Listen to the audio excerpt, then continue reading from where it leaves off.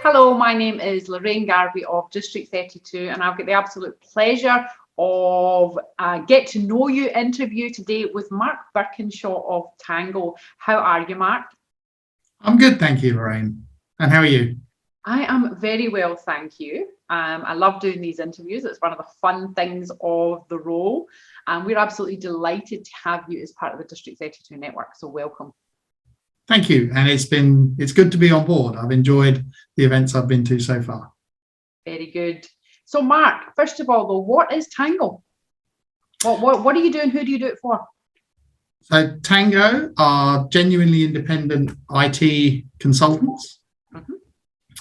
What we do is we remove the risk from the technology investment decisions that businesses make.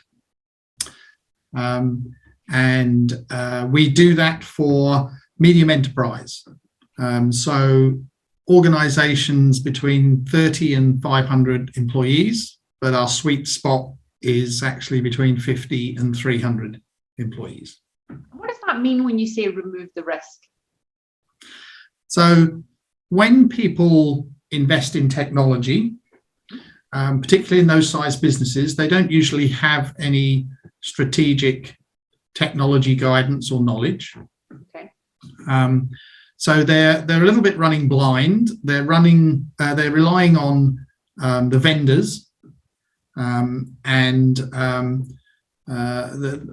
even the best vendors who have the best intentions in the world. They're looking for a problem that their solution fits. Yeah. So what we do is we ensure that our customers understand their real need. Then we help them make sure they obtain the best solution, the best fit solution for them, and then make sure that the implementation delivers the desired benefits. Okay. That's huge in there, because as when we're stepping from perhaps a non-integrated solution, or we've got different solutions, we don't know what we don't know when we're looking to implement technology. Just have an independent advisor there to steer us in what we do need in comparison to what we don't need, and then looking for a solution to that is a completely different way of approaching a technology implementation.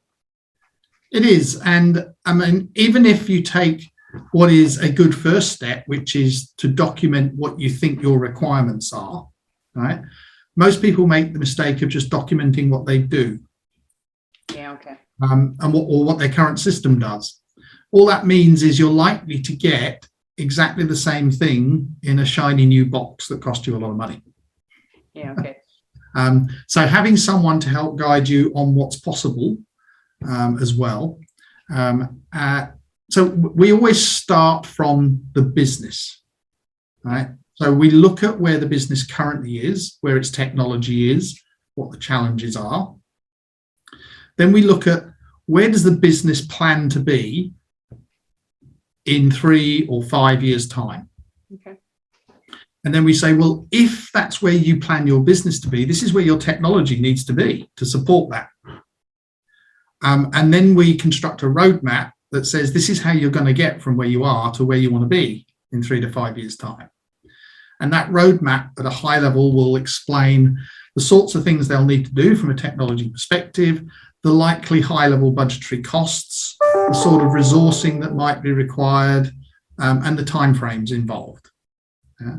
So what that does is it gives your typical CEO, CFO, other executive management team member a very clear visual of, right, okay, now I understand what I need to do. I can prioritize and choose how much money I'm going to spend this year on technology. Yeah. And I guess working with an advisor like yourself, you've got a much broader idea of the technology that's available, the price range that's available, but also having a technology background, we think the implementation is this much, when that's just the roadmap. Actually the time to, I think, what is it, 99% of IT projects fail, and that's not just around the implementation, but the change management around that and how you implement that through the organization. And again, we don't know what we don't know. I mean, that's a massive area. Change management is undercatered for in most projects of any size. And I'm not sure that 99% of projects fail, but I mean, it depends how you measure failure and success. But the change management side is something that generally, there are exceptions, but generally vendors don't do that, right? So if you just rely on vendors, you're never going to succeed in that space. The whole approach of communication and change management is vital, not only to ensure success of the project, but people hate change. People are fearful of change. So you lose good people if you don't communicate the change, involve them and get their buy-in, right? And in the current market, who wants to lose good people, right? All because you failed to communicate, right? Failed to bring them along the journey. So that's vital, right? Otherwise, the hidden costs of your project go through the roof because you've got staff replacement costs, recruitment costs, onboarding costs, all sorts of other things happening in the background. And who do you work with, Mark? What types of companies engage yourself? Well, we don't have a particular industry sectoral vertical that we aim at. Our target is really the size, as I explained before. And we work anywhere in WA, right? However, it's fair to say that probably at the moment, our work is split probably three ways fairly equally between commercial enterprises, non-profit organisations, and local government, right? Because we're on the WALGA panel for local government.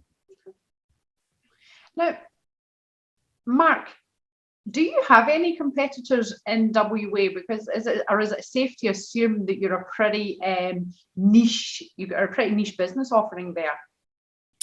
I think there's a couple of things that make us stand out from those that might people might look and say, oh, we compete with them. Okay.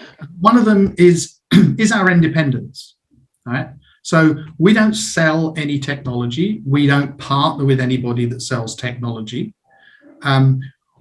All of our income comes from the fees paid by our customers to us for the advice, guidance, and help we give along the way.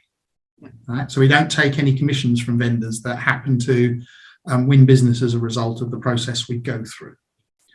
That does make us stand out, because whilst it sounds like there should be lots of people doing that, and there's lots of people advertising they do independent IT consulting, they usually sell technology as well or partner with people who do. So you need to question the level of independence that they are able to bring to the table when they have an incentive to guide the solution towards products and vendors that they know or that they sell. Yeah, that's huge. It is huge, and that's one of the key things that really drives us winning business when we get in front of people. The other one is, for a professional services company, we're quite unusual in that we don't do things on a time and materials basis. So it's not like, well, here's a vague estimate, but this is our hourly or day rate, and then the consultants are still around after a while, and you're wondering, when's this going to end? When am I going to stop getting bills? Yeah. What we do is we break everything down into specific deliverables, and we charge a fixed price for those deliverables.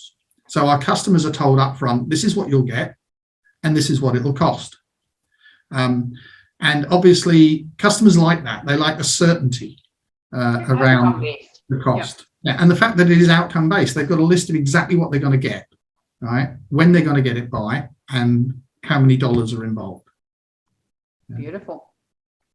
That sounds too easy. Make it easy, right?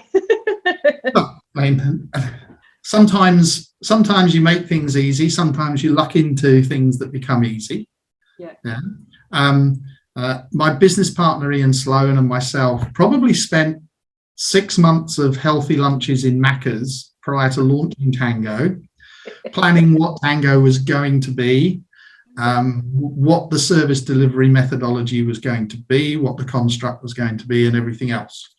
We didn't have a clue when we launched if it was going to work or not. We kind of had optimism. What got you to that point though, Mark? What made you guys sit in Macca's to look at that? What's your background? How did you get to that point where you were going to have this conversation about Tango? So Ian and I have been in IT for most of our professional lives, one way or another, which is a long time, and I'm not going to say how long because it'll give my age away.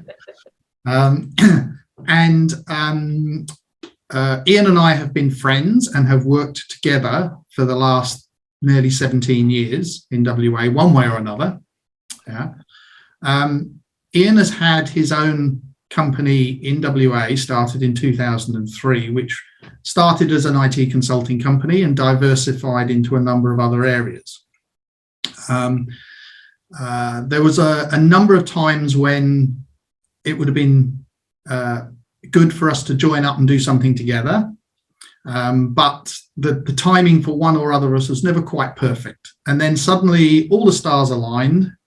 And in 2018, that's what happened. And we said, right, let's do this thing. But we decided that rather than base it on the business that Ian had grown and developed and diversified, it was too diversified. We wanted to take just the pure independent technology consulting element, put it in a new construct, a new delivery model, and a new brand. And that's what we did with Tango. So that's what drove us to do that. And that's why it happened in 2019. And that's a lot of combined experience then that led you to the consultancy. It's because you've got that experience under your belt.